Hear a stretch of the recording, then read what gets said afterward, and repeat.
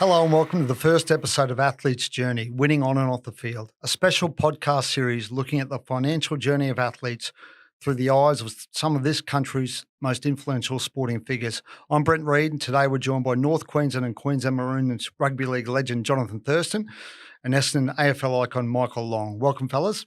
Well, thanks Reading. Yep. Let's start nice and simple. Take us into your background. How did you get into rugby league, JT? So my mum's one of 13. She's got 9 brothers and 3 sisters. So growing up as a kid, we played footy. Dad played a little bit of local footy as well. So rugby league was very prominent in our household growing up. So it all started, when I was 4, 5, 6 years of age. So yeah, that's how I got into it. What about you, Michael? AFL? How'd you get into it? Yeah, all families in Darwin. My dad grew up on the Tiwi Islands as a kid. So footy's always been in our household. So it's 7 boys, 2 girls. Dad coached. He's a bit of a local legend up there, Dad. So we had no choice as a kid growing up at the St. Mary's Football Club. You had to play for the mighty Green and Gold. And Dad obviously was grown up on the Tiwi Islands, so there was a lot of Tiwi people who come in by plane. Dad used to fly himself in before they moved to Darwin. But Dad was always a loyal, passionate, and he coached the St. Mary's Football Club. He coached in 1974, but the cyclone came, but obviously that year was cancelled. And then, so it's probably, I think from a family, we've played about 1,000 games collectively.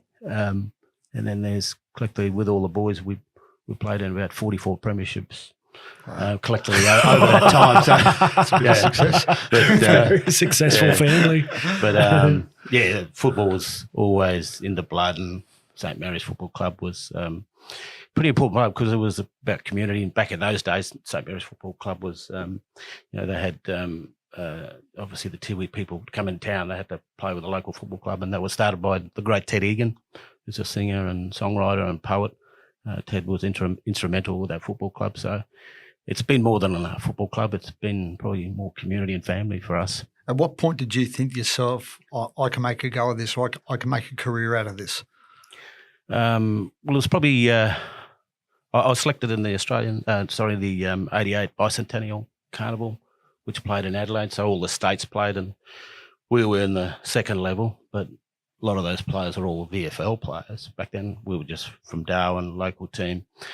We had probably the only 2 players that were playing back then was Maurice Rioli and Michael McLean, who was at the Bulldogs, and Maurice was still at Richmond.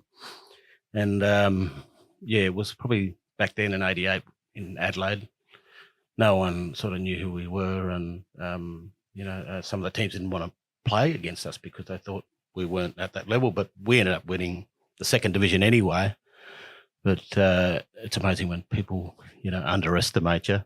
But they forgot that a lot of the players were actually related or they played against. We were in season, and we sort of knew each other. But, teams were out of season, so which gave us a bit of an edge. But we sort of knew that the respect wasn't there from other guys, even though they were VFL players. We were probably in awe playing against them, but they didn't respect us, which was one mistake you can make, Yeah. What about you, JT? When did the light bulb go off in the head that? I always had a dream of playing in the NRL. Like I said, as a kid growing up, big family environment playing rugby league. So, but it wasn't until I got probably that first training trial as an 18-year-old with the Bulldogs where I started to think, I'm actually a chance of making a living out of this.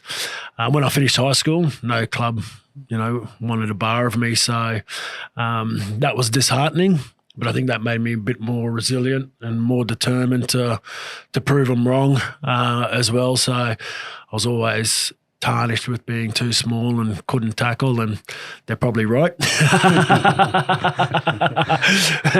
But I was just always headstrong, and my strength was my fitness. No one would outwork me on the field, and that's how I applied when I got an opportunity, is to outrun everyone, out-train everyone. And, when I moved to Sydney as an 18-year-old, the Jersey Flag team was already well and truly settled at that time. So the only way I was going to break into it was to train the house down, and that was my strength. So that's what I did. And yeah, once that sort of took off, I moved down on a training trial, washing cars at Pickles Auctions in in Western Sydney, and then got a traineeship, and then they signed me for a contract in 2002, a full-time contract. So, it happened extremely quickly for me. When I finished high school, I was devastated because by the time you finish high school, everyone's on, contracts and training, and, they got scholarships to go to clubs and things like that. So where I didn't have that, so I had to sort of go the long way about it. But, I just loved rugby league so much. I was playing local A grade in Toowoomba at that time before I got moved down to Sydney with the Bulldogs. So, it wasn't until that moment where you finally get that contract where you go, all right, now I've got my foot in the door. How do I get better? And, what do I need to do to, build my game to be the best that I can be? Give us an idea early in your career. You're obviously not earning a lot of money, right? How much are you thinking about investing it, using it wisely? Yeah, well, for me, my first contract was $80K in 2002, and my manager said, I was lucky I had good support network around me with my finances, and I got a financial advisor straight away, and they put me on a weekly allowance, which wasn't much. How much can you tell us? $300. But all my money would go into an account, and all the bills would get paid from that. So, the rent, all that type of stuff, your phone, and you'd get the $300 to sort of live off that. So once you start earning a bit more money, that allowance, weekly allowance went up. But I was really lucky to have a good financial support network around me, and that I remember that doing that, and the more money you earned, I suppose, the easier you can spend it. But I was very lucky in that regard. Not lucky, but it was very good for me. Like I said, I come from a big family as well. So, I've been able to help family in different ways as well. So, that's pretty much part of our culture really, is helping family out. That's having that I've still got that financial advisor still today, controlling my finances. So I'll get a little bit more money now. What about you, Michael? The first early days, you're not earning bucket loads of money. How conscious were you of using it sort of wisely? I probably wasn't conscious enough. Yeah. I didn't have the greatest education, but I think I was more focused on football and trying to make it, and then really didn't focus on the financial side earlier as a kid, because you're trying to get into the seniors, and I suppose then you had to try to adapt to living in Melbourne, the weather and other things. So to me, it was a little bit of a different journey on my financial side. You're young, you think you're Superman, you're there. But lucky, I had some real good, when I was there's still a lot of the 84, 85 guys. So there were older guys there that had their business, because it wasn't fully professional. Then you could go and work during the day, and you had to be at training, but you didn't get home till about 9 o'clock. So I was probably earning more money doing my job. Actually, on the they put me on my first ever job. Never been to Melbourne in my life. Didn't really understand the weather and all this stuff. And 6 o'clock in the morning, you're leaving to go to your job, or earlier. But that was sort of like my welcome to Melbourne. But it was. I didn't think about a lot of that stuff till a bit later on. Probably when I had my children, because I don't know, it wasn't about you as a individual. You had to obviously then look out for your kids and plan. And I suppose it wasn't until 95 that sort of it hit home. It's not about you. So probably in the early days, I probably spent a lot of it and never really thought about planning for the future. And I'm playing a bit of catch up, but probably like along the way, as long as you learn from it, and you have good people around you. So I think it's probably 95, I think, when my son was born around then. I think that's the key to is having people around you that you can trust, because you go from most days now you go from high school straight into a system where I think the average income for an NRL player is nearly 400 grand, but for the lower spectrum, I think they're earning still 120. Like if you're an 18, 19-year-old earning that kind of coin, it's easy to just be able to blow it as well. So you need people around you that you can trust, because we've all heard of those stories where players have blown it, or they've made a bad investment and lost a lot. So, I think, like you said, learning from those experiences, having those people around you to, guide you, because, most players come from a low socioeconomic background as well. I did growing up in Brisbane, and like you mentioned, growing up in Darwin and the Tiwi Islands and that, and here you are thrust into big city life. Like it's a cultural change, it's a massive change. So having those people around you that you can trust and guide you is extremely important. And you don't know everything about. No, you're only a kid. Yeah, and I'm focused on my footy rather than and you got to understand how money works, and it actually can destroy you if you don't use it properly, and can be your worst enemy. But that's why it was so important later on, that I had to get that support and help and good people around you to make better decisions. People who were smarter than me, who understood money, but like you wouldn't change it for the world what you went through, but you learn. But there comes a time, and that was that moment for me, I suppose, with the young bloke coming into the world. Just you get just the button clicks upstairs. So Who are the have you got any particular influences, financial influences that you can talk about over the course of that journey? Yeah, my manager, Sam, he's got a real estate background. So that's where I've invested most of the money that I've earned is in. You own half of Townsville, Joe. Can we get a loan, Jono? We're just the extended family, that's all. But so that's where most of my money's gone. Yeah, I've got a small share portfolio as well, which I keep an eye on. But it's about making your money work for you and how you can get it to work for you.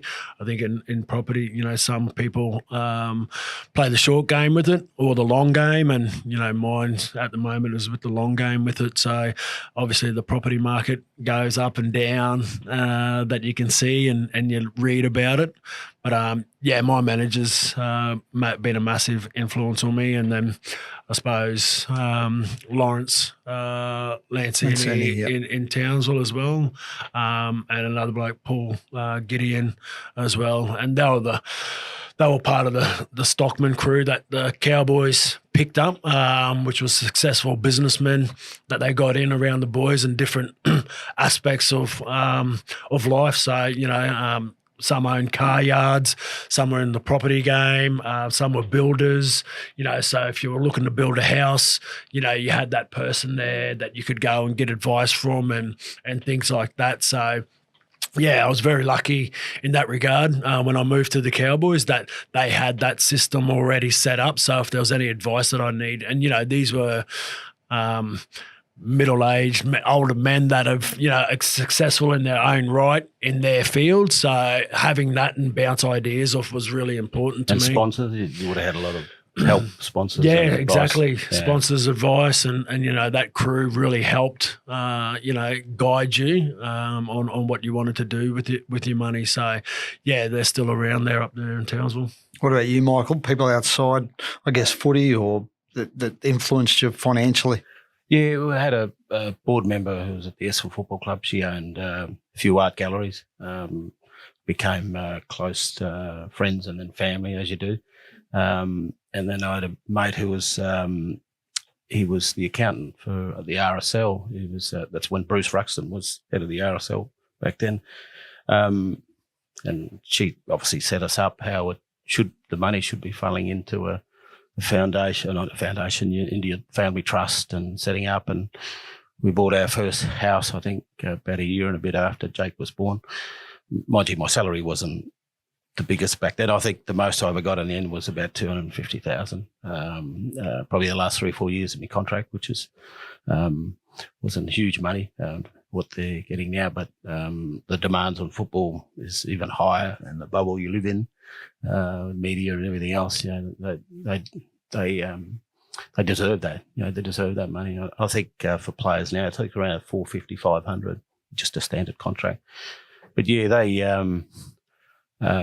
As I said, I wasn't an expert in accounting, or and I suppose that's where I needed that leadership and helping him mature and understand that, hang on, we've got a plan for our kids. So the trust was set up and we bought our first house, which was fantastic. But as you do, you had to have a budget, and sometimes you spend a little bit more. You needed to go away on holidays with the family, and but you did have incentives in your contract where you got into finals or grand finals, or there was different parts or incentive money there. But like everything, you'd think it's flashy, but sometimes it's not. You're actually working just as hard to put food on the table like anyone else, and the demands of football is different because you're emotionally, physically challenged, and you come home and people might have thought it was a tough job, but you're like, I've worked during the day, and then you didn't get home till 9:30 once you finish your weights and your boxing and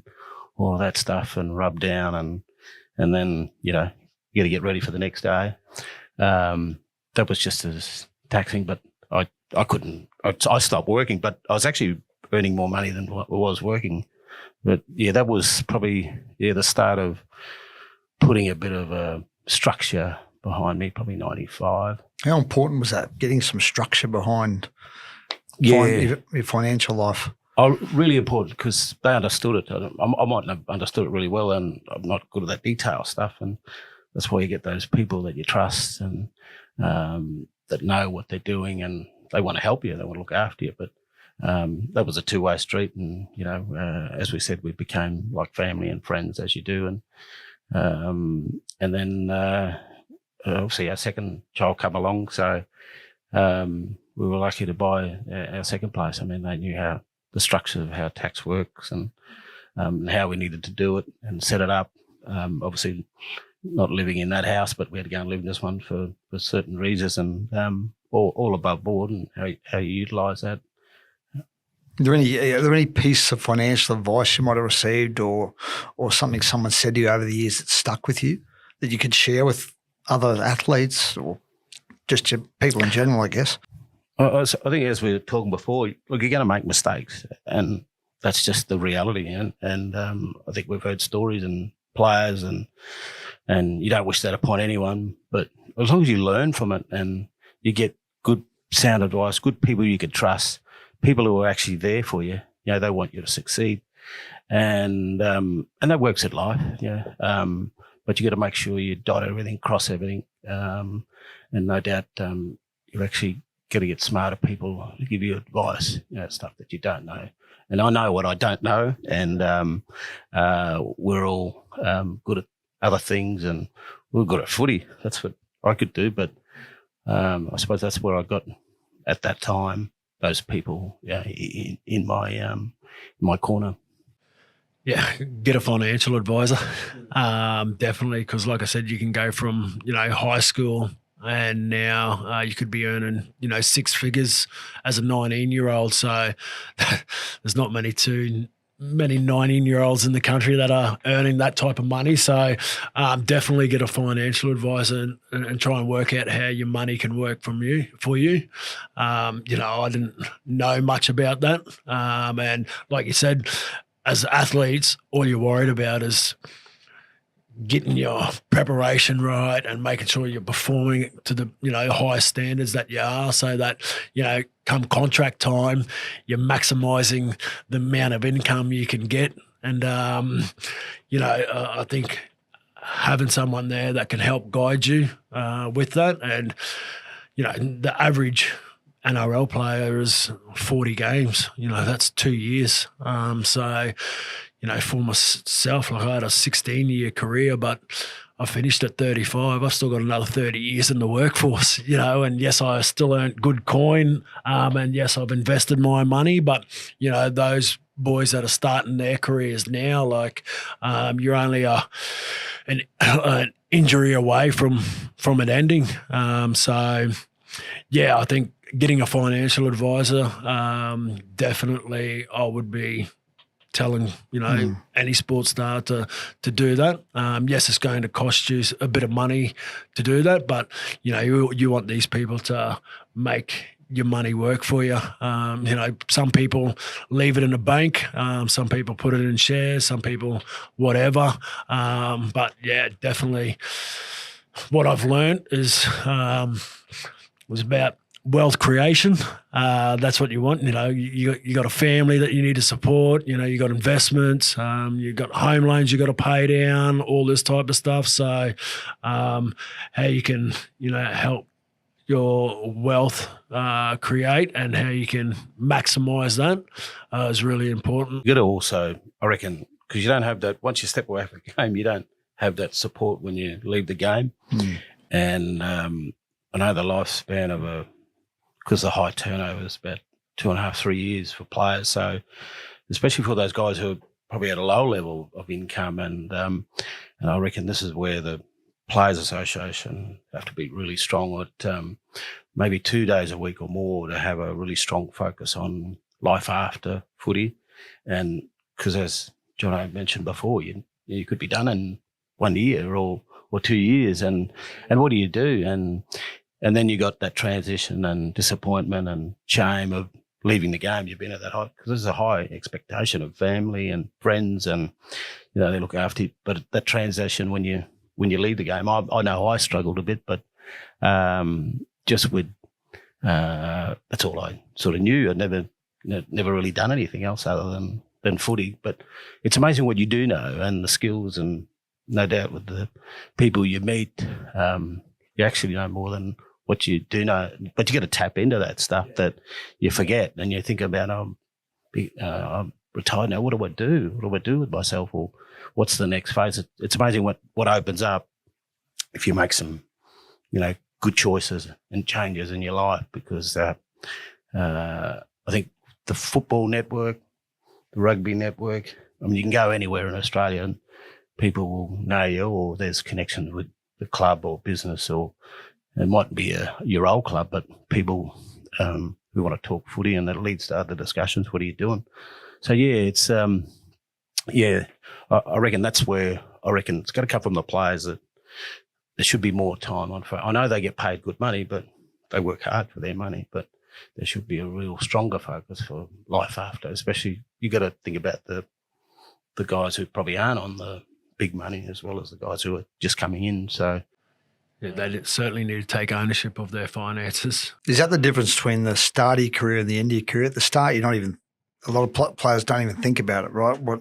Where their money is, what they're doing with the money. The last 3 years of your career or so, you start to think about retirement. What am I going to do? How am I going to use my money? But I guess the important thing is, rather than leaving it to the end, if you do it over the course of your career, then you can set yourself up for life, right? Yeah, exactly. And that was, my last contract was a 4-year deal, and then I added a year on from that. So that was 2013, and that's when I started to put things in place post-footy, and, where I'm going to be after I retire, and, like I said, investing well. And I got a small share in airline. It's called Skytrans in far north Queensland, and that was with a really close mate of mine that started the business, sold it, and then retook it on in 2014, and having those discussions with him about, what are you thinking of doing, post-footy?